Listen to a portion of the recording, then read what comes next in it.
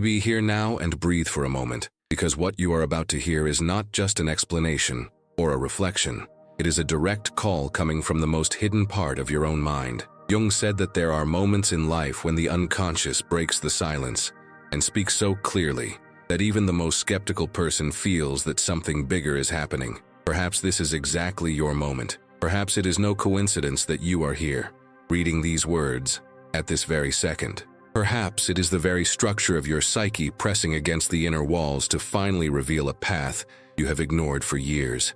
Imagine for a moment that something has been watching you all along, not in a supernatural sense, but a psychological, profound, inevitable one. Jung claimed that every person lives accompanied by a second eye, a kind of silent inner witness that not only observes but guides. He said that this inner presence is infinitely wiser than the ego because it sees what you don't see, feels what you don't feel, and understands what you try to hide even from yourself. What if this inner gaze were right now, trying to warn you about something you haven't yet understood? Perhaps you've felt this in recent months, a slight restlessness, a feeling that you're living below your potential, or that there's a closed force preventing your financial life from progressing. Sometimes this feeling manifests as exhaustion, at other times as silent frustration, and still other times as that question that echoes late at night. Why, despite everything I try, does it seem like something is pulling me back? Jung called this feeling the creative tension between the ego and the unconscious, a clash of internal forces that tries to push the person to a new level of consciousness, even when they insist on remaining where they are. And here comes the first uncomfortable truth. You don't repeat patterns by chance. You repeat them because you didn't see the sign, a sign that presents itself in the form of cycles, fears, postponed decisions, and refused opportunities. A sign that has always been there, but you've become accustomed to reinterpreting it as personal weakness, a character flaw, or unfair fate. Jung would totally disagree with this. For him, everything that repeats itself has a psychic function, and nothing is accidental. Repetition is a message. Resistance is a message. Discomfort is a message. The feeling of living below your potential is the most urgent message of all. What if, for a moment, you stopped interpreting your story as a series of defeats and began to see it as a symbolic system, constructed to reveal a greater truth about yourself? What if everything you called a difficulty was, in fact, the most precise and intelligent way your psyche found to show you the exact point where your prosperity is blocked? Jung said that the soul speaks through images, rhythms, repetitions, and intense emotions. It doesn't use common logic. It doesn't use direct explanations. It doesn't use speeches. It uses signs. And it is precisely this sign that you ignored, and that is now finally ready to be understood. Perhaps you've been taught to believe that prosperity comes only from effort, that it's enough to work harder, try harder, insist more. But Jung showed the opposite. When the unconscious is misaligned, no external effort results in true change. He compared this to trying to move a river with your hands. The water continues to flow where the internal current dictates. Your financial life is the same. It doesn't follow your conscious goals. It follows the silent direction of what you believe deep down. If you believe wealth is dangerous, you will shy away from it. If you believe you don't deserve it, you will never retain what you achieve. If you believe prosperity requires pain, you will create difficulties before each advance. None of this is rational. Everything is symbolic, everything is psychic, everything is born from a signal. And here arises a provocative question. If your financial life were trying to reveal something to you, would you recognize what it is? Or would you continue living as if it were just bad luck, tiredness, or lack of opportunity? Jung stated that when consciousness awakens, it illuminates parts of life that previously seemed chaotic. And suddenly, what was once confusion becomes a map. The question is not, why is this happening to me? The question is, what is this trying to show me? How many times have you felt you were about to move forward, only to have something inside you pull back? How many times have you had a promising idea and, for no clear reason, postponed it? How many times have you felt initial enthusiasm and then quickly lost energy? These moments are not weaknesses. They are direct signals from the unconscious pointing to where your inner story needs to change. You are not failing. You are being summoned. The question is whether you respond or run away. And here, Carl Jung becomes more than a thinker or a psychologist. He becomes a guiding presence, He said that within each person there is a larger image, a broader version of the self that tries to emerge throughout life. Every frustration, every anguish, every feeling of inadequacy is the attempt of this larger version to get your attention. If there is a calling, it is because there is a path. If there is discomfort, it is because there is a change waiting to be born. And if there is repetition, it is because the signal was not seen. The fact that you are reading this part now suggests that your psyche has begun a process of opening up. You can feel it in your body, a slight expansion in your chest, a curious impulse, a different kind of silence. This is not ordinary emotion. It is change. And all change begins with a simple question. What do I no longer want to ignore? The answer is not in the world. It's within you. And if you felt something while reading this part, a shiver, a discomfort, a deep identification, a feeling that this is about me, then this is the sign that Jung said appears when we are ready to see. Don't fight it. Don't rationalize. Just allow consciousness to expand. Transformation begins right here. If this message resonated with you in any way, leave a comment saying, "I saw the sign." This reinforces the internal process and helps your conscious mind align with what is awakening. Like the video and subscribe to continue this journey. The next part will delve even deeper into Jung's calling and what he says about the pattern you need to recognize before life forces you to repeat it all again. Have you ever noticed that, no matter how hard you try to change course, life always seems to push you back to the same point? Maybe you changed jobs hoping that this time everything would be different, but the feeling of stagnation returned. Maybe you started a new project full of hope, only to watch the same lack of progress repeat itself. Or maybe you tried to break a financial habit, a way of acting, and discovered that, a few days later, you were once again trapped in the cycle you swore to abandon. This is not a coincidence. This is not weakness. It is the unconscious repeating a pattern that you haven't yet clearly seen. Jung said that as long as you don't become aware of what lives inside you, what is inside begins to direct your life, and you call that destiny. Perhaps you've already experienced that strange feeling of emotional déjà vu, as if you were living a different scene with different people, but the same internal atmosphere, the same family frustration, the same story repeating itself, only with new characters. It's like being trapped inside an invisible script written by a silent force that knows your every thought. This force is none other than the unconscious, and Jung saw it as a hidden author trying, in every way, to show you the exact point where your life needs to be transformed, not to punish you, but to prepare you for the version of yourself that you haven't yet accessed. Imagine, for example, someone who grows up hearing that money is dangerous, that rich people are cold, that prosperity destroys families. This person may rationally desire a full and prosperous life, but their deepest mind will carry the weight of an old idea. If I prosper, something bad will happen. And even if they don't consciously realize it, every time an opportunity arises, an inexplicable discomfort appears alongside it. They procrastinate, retreat, lose heart, waste time, miss the chance, not because they are incapable, but because they are protecting themselves from what they believe to be an invisible risk. This is the kind of pattern that shapes entire destinies without us even realizing it. Or imagine someone who grew up being constantly compared to others, hearing that they were never good enough. Even as an adult, even after achieving some victories, that echo remains. And whenever something big is about to happen, the old feeling returns like a cruel whisper. You don't deserve this. The person thinks it's insecurity, but Jung said that this is a shadow, a forgotten part of the soul trying to be seen. As long as it remains unrecognized, it continues to repeat the same emotional story, like a scratched record returning to the same point. This is where the mystery begins to unfold. Repetition is not punishment, it is language. Life repeats itself because you haven't yet decoded the meaning. It's as if the unconscious is waving a reminder, saying, "Look here, you haven't noticed this." Every time the same kind of frustration arises, the same kind of person enters your life, the same kind of outcome manifests. The deep mind is trying to show you the invisible thread that connects all these experiences. It's an emotional code, and Jung knew it never appears by chance. Have you ever noticed that some situations repeat themselves years later, even when it seems like you've already overcome them? An argument you swore you'd never have again, a behavior you promised to abandon, an act of sabotage that seemed like a thing of the past. It's as if something deep inside resurfaces and takes control. Jung said that when this happens, it's not regression, it's revelation. It means that a piece of your inner history hasn't been integrated, and until it is, it will keep appearing, always. But there's something even more surprising. The pattern often reveals itself in the small details.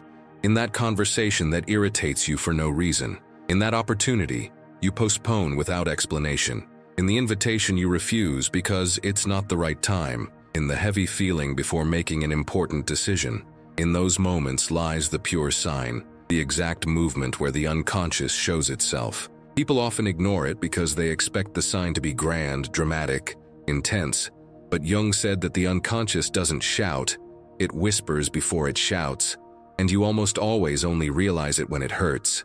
And yet, there is a moment that many people describe without realizing. It is precisely the point where the pattern reveals its structure. That day when you feel you can't take it anymore, when the repetition becomes so evident, so uncomfortable, so absurd, that you look at yourself and think, why is this happening again? That instant is a portal. Jung would say that this moment of painful lucidity is the real beginning of change, because consciousness has finally begun to break through the outer layer of the emotional habit. When the repetition becomes visible, it loses some of the power it had over you. It's like turning on a light in a hallway where you previously walked in the dark. There is also the unexpected, almost mysterious moment when everything seems to suddenly align. Conversation that awakens you, a video that appears at the right time, a phrase that touches you where nothing else did. Jung called this synchronicity, when the external world organizes itself to reflect something that has changed within you. Life doesn't conspire through random magic. It responds to inner movement. When you are ready to see the pattern appears. When you are ready to transform it, a new possibility arises, often as something simple, discreet, but which holds the key to profound change. And perhaps this is exactly the moment for you to realize that what you called destiny might have been just an emotional habit, that what you called failure might have been just a request from your subconscious for you to look inward, that what you called bad luck might have been just a signal ignored repeatedly. And now, for the first time, perhaps you are ready to see. If this part touched something within you, a memory, a discomfort, a sudden clarity, a deep feeling, write in the comments, I recognize the pattern. This strengthens conscious movement and opens space for the next parts to delve even deeper into what Jung said was the key to true transformation. Like the video and subscribe to continue this journey. Part 3 will reveal the inner division that prevents your prosperity from being born. And there is a point in the inner journey where a person finally realizes they are not fighting against the world, but against themselves. It is at this point that Carl Jung said the true battle begins. When consciousness encounters the shadow, not the shadow as something negative, but as the rejected part of the psyche that still controls a large part of the choices. You may even think you want to prosper, grow, advance, but within you there is a second voice, silent and firm, that believes in something completely different. This internal division creates an invisible tension, a kind of subterranean war between your desire and your psychological conditioning. And it is precisely this war that hinders your prosperity. Deep down, you feel that something greater is trying to emerge, but you also feel an opposing force pulling you back. Jung described this as the struggle between the conscious self and the unlived self. Consciousness wants to expand, but the unconscious wants to protect. Consciousness wants to take risks, but the unconscious wants to repeat what it already knows. Consciousness wants richness, but the unconscious, fearing the unknown, prefers to remain in the limited zone it considers safe. The result is a body that advances and a soul that retreats, like two sides of yourself trying to walk in opposite directions while you remain still, without knowing why. And then the inevitable question arises. If there are two such different forces within me, which one has guided my life until now? This question is not simple. It requires courage. It requires honesty. And above all, it requires you to face the possibility that much of what you have experienced so far has been determined by beliefs and fears that you didn't even know existed. Often, this internal division manifests itself in almost imperceptible ways. You decide to change your financial habits and, suddenly, you find yourself spending money impulsively without understanding why. You decide to accept a growth opportunity, but at the moment of action, an inexplicable tiredness appears, a feeling of heaviness, as if something inside is blocking your movements. Or you even start a project, full of energy, but as soon as the first obstacle arises, you feel that it's not for you, as if you were reenacting an old story of failure that you already know well. This is not the conscious self giving up. It is the unconscious repeating. It is not saying don't do it, it is saying don't break what is familiar to me. And this raises a second essential question. How many of my giving up were truly my own choices? The answer is often uncomfortable. Many times you believe you made decisions when in reality, you only obeyed old emotional reflexes. The shadow operates like this: silent, fast, automatic, guiding actions that you think are rational, but which are actually conditioned. True choice only arises when you become aware of the mechanism. Before that, everything is repetition. This internal division is also revealed when you observe that one part of you is excited by the idea of prospering, but another part feels fear, guilt, or distrust. It's as if two narratives coexist within the same body: an expansive narrative, which feels you were born for more, and a withdrawn narrative built on traumas, comparisons, memories, and experiences that taught you to settle for less. Jung called this tension the psychic field, a space where opposites confront each other and vie for control. Who wins? Almost always, the one with more emotional energy, and unfortunately, fear often outweighs desire. And here comes an unexpected revelation. It's not fear itself that sabotages you, but how you relate to it. Jung said that everything that is repressed becomes stronger. When you try to ignore your fears, they turn into automatic behaviors. When you acknowledge fear, it loses the power to control your life. What blocks your prosperity is not the existence of fear, but the lack of awareness of it. And this leads us to the third inevitable question. If I truly faced what I fear, what would change in my financial life? This question changes destinies. Many of humanity's greatest advancements have arisen when someone looked at what they had been avoiding. That's why Jung said the shadow is not an enemy. It's a teacher. It's not trying to destroy you. It's trying to complete you. Everything you've repressed, ambitions, talents, courage, strength, self-esteem, was stored in the shadow, and now it returns in the form of tension, forcing you to reclaim it. Sometimes this internal division reveals itself in a strange feeling. You know you could do so much more, but you feel as if something is missing, as if there were a gap between who you are and who you should be. Jung stated that this feeling is a clear indication that a part of you, usually the strongest part, has not yet found space to exist. It is imprisoned, waiting for you to give it a voice. Until that happens, you continue living a reduced version of yourself, limited by the old narrative that your deep mind insists on repeating, and then the suspense sets in. If there's a stronger version of me, why hasn't it appeared yet? The answer lies in the energy of internal division. When two opposing forces vie for control within the same individual, neither advances.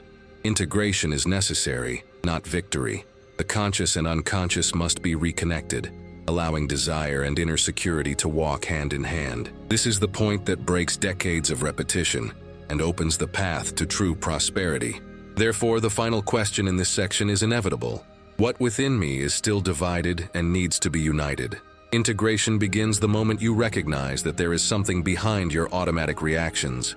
When you accept that you are not broken, only incomplete, and that this incompleteness is not a flaw, it is an invitation. The process of becoming whole is the process of allowing the shadow to finally become part of the light. This part resonated with you? Write in the comments, "I choose to integrate." This reinforces your conscious decision and opens space for the next steps of the journey with Jung to delve even deeper. Like the video, share it, and subscribe so you don't miss the continuation, where you will discover the most ignored sign of the soul and how it reveals exactly where your prosperity is blocked. There's a specific moment in life when something seemingly ordinary triggers a disproportionate reaction. A small opportunity that generates enormous fear. A simple invitation that provokes intense discomfort. A positive change that should be uplifting, but instead causes chest tightness, sweaty palms, and confused thoughts. Jung said that this type of reaction doesn't originate in the present, but from deep layers of psychic memory. Nothing you feel today is isolated. Everything is rooted in past experiences that have shaped your mind to respond automatically to certain situations. And the most intriguing thing is that, even when you don't consciously remember these experiences, your psyche remembers every detail. Imagine someone who receives an invitation to lead a project. It's a great opportunity, something they've always said they wanted. But when it comes time to accept, a strange feeling arises, as if something is wrong. The person hesitates, makes up an excuse, says they're not ready. On the outside, it seems like indecision. On the inside, it's an emotional memory awakening. Perhaps years ago, this person was ridiculed for trying to take on a prominent role. Perhaps they were harshly criticized for daring to take a stand. Perhaps they were discouraged by people who should have supported them. The psyche doesn't forget. When a current situation symbolically resembles an old one, the unconscious mind reacts even before the body realizes it. That's the signal. A fear that doesn't correspond to the present moment, but perfectly matches the past you still carry. What's most striking is that modern studies on emotional processing confirm what Jung was already saying at the beginning of the last century. Neuroscience research shows that the brain identifies emotional threats before it identifies logical threats. This means that your deep mind reacts to what seems dangerous, not to what really is. The rational part only kicks in later, trying to justify the previous feeling. That's why so many people say things like, "I don't know how to explain it. I just felt it wasn't the right time." Most of the time, what isn't the right time is just the shadow trying to keep everything as it is. There are surprising stories of people who lived for years stuck without knowing why. A woman who refused all promotions at the company, even though she was extremely competent. When she finally sought help, she discovered that her fear of leadership stemmed from a forgotten childhood episode in which she was humiliated for excelling in a school presentation. A man who could never complete important projects realized that his procrastination came from the fear of repeating an old mistake that he no longer remembered, but his subconscious remembered perfectly. And there are also those who always sabotage financial relationships, such as partners, contracts, and collaborations, because growing up alongside someone makes them relive fears of abandonment, betrayal, or rejection. These accounts show that fear is not the real enemy. The enemy is the automatic interpretation that transforms a symbol into a threat. Jung said that when the unconscious sends an intense emotion, it's because it has found something that needs to be seen. It's not a warning to run away. It's guidance to delve deeper. Fear is the messenger, not the obstacle. It points precisely to the place where your soul has become trapped in time, waiting for you to return and rescue the missing piece. Intense emotion is not a sign of weakness. It's a plea for healing. In many cases, people spend years believing they are anxious, indecisive, unstable, when in reality they are simply reacting to internal markers that have never been understood. Jung stated that life is profoundly symbolic. Nothing appears by chance. A current fear doesn't speak of the present, it speaks of the past. It's an echo that returns to remind you that there is something to be integrated, and it is precisely this integration that opens the way to prosperity, because a part of you stops fighting against you and begins to walk alongside you. There are even more curious, almost improbable phenomena that reinforce this view. People who, upon overcoming a specific fear, report unexpected changes in completely different areas of their lives.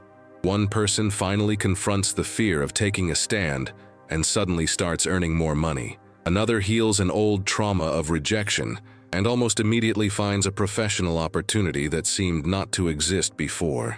This has intrigued psychologists for decades, but Jung offered a simple explanation. When a part of you is released, the entire psychic structure reorganizes itself, allowing previously blocked energy to finally flow.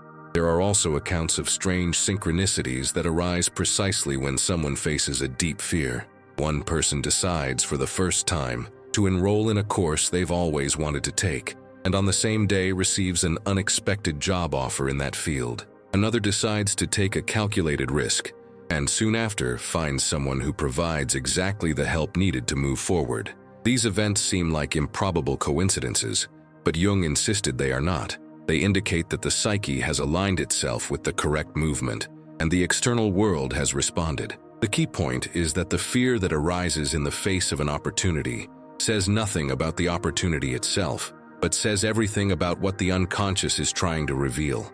When you feel that tightness in your chest, the sudden hesitation, the impulse to retreat, this is not a negative sign. It is precisely a positive sign. The place where fear appears is the place where your prosperity is blocked. There is no clearer, more evident, and more precise moment to identify the exact point where your life wants to change. Jung said that when we finally recognize that fear is not a wall, but a door, everything changes. You realize that you don't need to eliminate fear. You need to go through it. It's not there to stop you, but to guide you.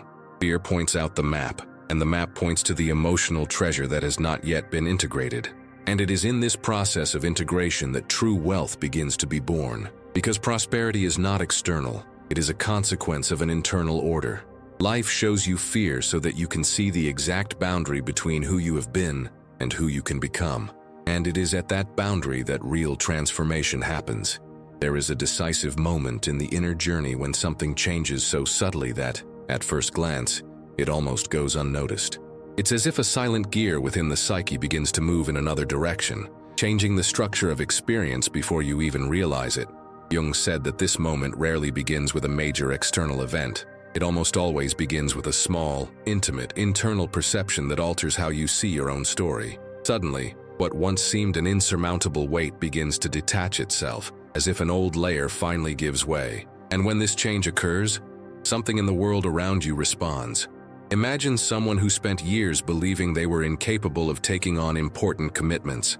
Whenever they tried, a strong feeling of inadequacy arose, as if they were about to fail before even beginning. One day, however, this person wakes up and realizes that the feeling no longer has the same impact. It still exists, but it has lost some of the power that used to control everything. This is how Jungian transformation begins, not by eliminating fear, but by diminishing its authority. The sign becomes clear when what once dominated becomes just one voice among others. And this change, even if it seems small, profoundly affects how reality presents itself. Sometimes life responds in unexpected ways. A person who has always encountered closed doors begins to notice improbable events. An email that arrives at just the right time. A chance conversation that opens a new opportunity. A strange coincidence that seems to have been synchronized with their thoughts. Jung called this synchronicity, and stated that when the unconscious and the conscious begin to align, the external world acts as a mirror reflecting this internal movement. It's not magic, but psychic correspondence. The world doesn't suddenly become easy, it simply begins to interact with you in a different way. But this is where the tension increases. The psyche, realizing that you are beginning to change, tests you. This can happen when an old situation returns, but stronger than before. An argument that seemed resolved returns with intensity. An insecurity that was almost overcome reappears as an unexpected echo. An opportunity arises, but accompanied by doubled fear. Jung explained that before taking the final step, the unconscious often brings back the old pattern to see if you are really ready to let it go. It's as if the mind were saying, "Are you sure you don't want to continue living as before?" And this emotional test can be intense. Imagine someone who has been rejecting opportunities for years out of fear of making mistakes. They finally feel ready to change, and at that very moment, the most challenging opportunity they've ever had arises. The person feels both enthusiasm and fear simultaneously. The emotion seems stronger than ever. It's at this point that many give up, believing that this powerful fear is a warning to retreat. But Jung said the opposite. When the pattern returns with intensity, it means it's about to dissolve. The strength of the return is a sign of the proximity of liberation, and this is a revelation that many people never realize. What's most impressive is that, during this process, the inner and outer world seem to come into harmony. People you haven't seen in years reappear. Situations similar to those of the past arise with different faces. It's as if life is giving you the chance to act in a new way in the face of old scenarios. Jung said that the unconscious creates these repetitions precisely to offer the opportunity for integration. It's not about punishment, but about a restart. Each repetition is a reopened door, and crossing that door redefines what you can be. As this integration progresses, the inner feeling changes profoundly. What once seemed like chaos begins to take shape. Some people describe this as a relief they can't explain. Others talk about the feeling that things are finally falling into place. There are even reports of people feeling a curious peace, even amidst uncertainty. Jung called this an expansion of consciousness, when a person ceases to be a slave to automatic responses and begins to act with real freedom. It's as if the inner world gains space to breathe, but this moment isn't always calm. Sometimes it comes accompanied by intense restlessness. The mind becomes more observant, more silent, more aware. You begin to feel that something enormous is about to happen, even if you don't yet know what it is. It's like being on the edge of a cliff, not out of fear of falling, but because of the perception that you've crossed an invisible boundary. And when this feeling arises, it marks the beginning of a new stage in the inner journey. At this stage, small, unexpected revelations emerge. You realize that old behaviors no longer make sense. Situations that used to irritate you now seem insignificant. Fears that seemed gigantic turn out to be smaller than imagined.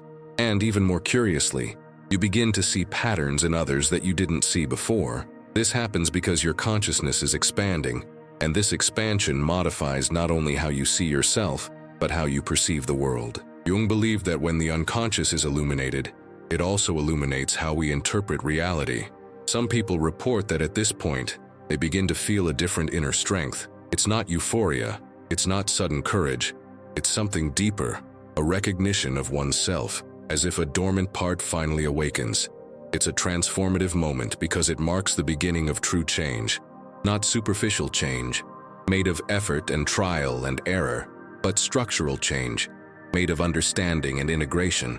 And it is in this state that life begins to respond more clearly, as if recognizing the new identity that is being formed. Sometimes things take a turn for the worse.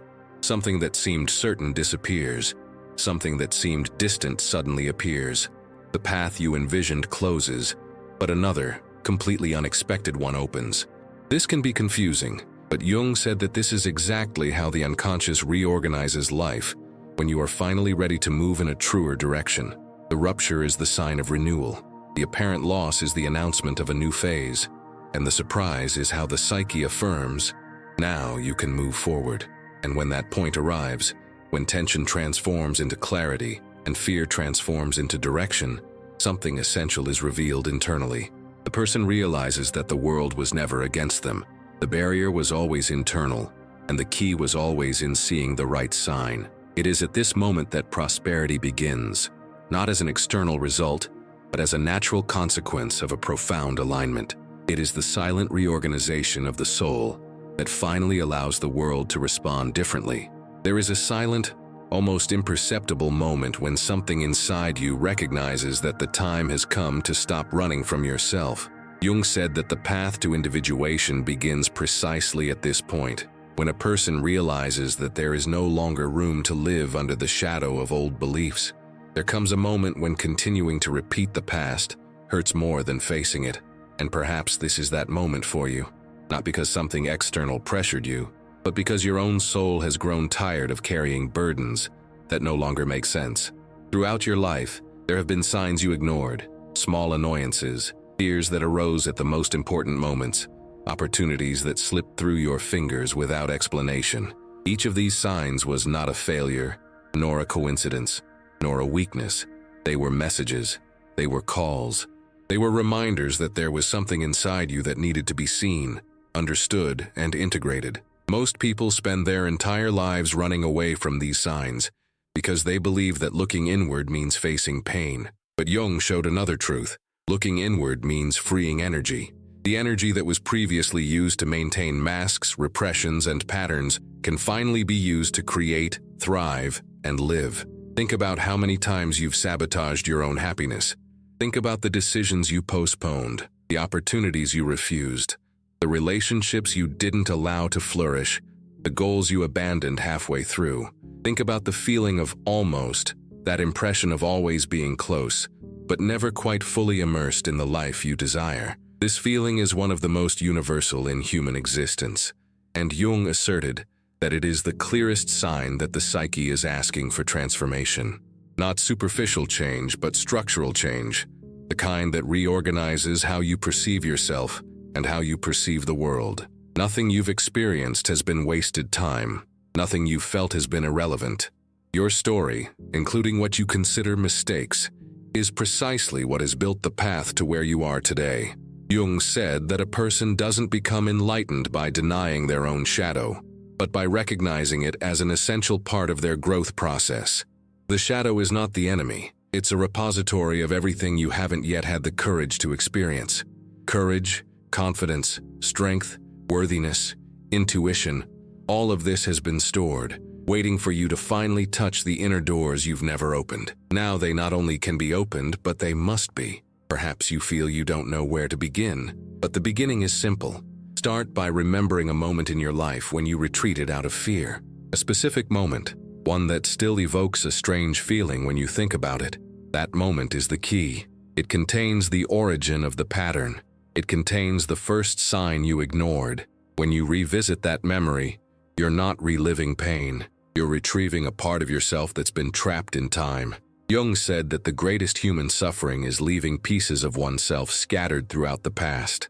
Integration happens when you bring those pieces back to the present. Now imagine yourself facing that moment again, but with the awareness you have today. Notice how much you've grown. Realize that now you are greater than that fear once was. Realize that life brought you here so that you could finally see clearly something you previously lacked the maturity to understand. You are not the person who retreated.